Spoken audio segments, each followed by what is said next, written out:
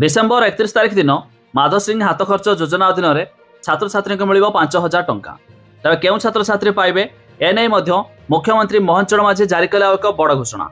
आसतु संपूर्ण अपडेट जाना जहाँकि डिसेम्बर 31 तारिख में छात्र छात्री खाता को आसवाक जाऊँगी टंका। जाना पूर्व वीडियो को लाइक करूँ, सब्सक्राइब करनथिले एबे सब्सक्राइब करी पाखर थिबा घंटी चिन्ह को दबाई दिंतु। आसुचे एक बड़ खबर।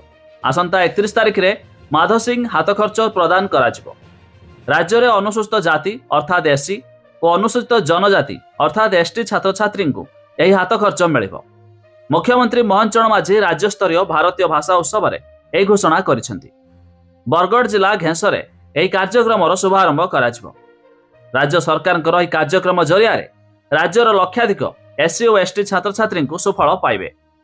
राज्य में एससी और एसटी छात्र छात्री को शिक्षा क्षेत्र में आगक नेबा लक्ष्य चलित वर्ष राज्य सरकार शहीद माधव सिंह हाथ खर्च योजना आरंभ करेंगे बोली पूर्व संसदीय व्यापार मंत्री मुकेश महालिंग सूचना देते। तेज यह योजना नवम और एकादश श्रेणी छात्र छात्री को वार्षिक 5,000 टंकार आर्थिक सहायता मिल। योजना राज्य सरकार 156 कोटी टंका खर्च करेंगे। यह योजना माध्यम एससी और एसटी छात्र छात्री ड्रप आउट समस्या रोक जापर बोली राज्य सरकार आशा व्यक्त करिसेंति। सूचना योग्य जे राज्यर विच्छिन्न अंचल एससी और एसटी छात्र छात्री माने आर्थिक समस्या कारण अधारू पाठपढ़ा छाड़ी देउथिबा देखा जायछि।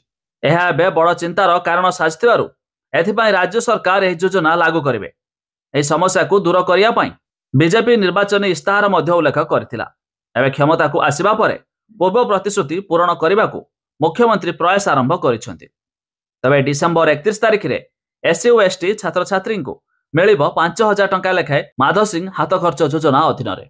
अधिक जानापी वेबसाइट लिंक आम डिस्क्रिप्शन देचु, आपण मैंने चेक करदे पारिबे।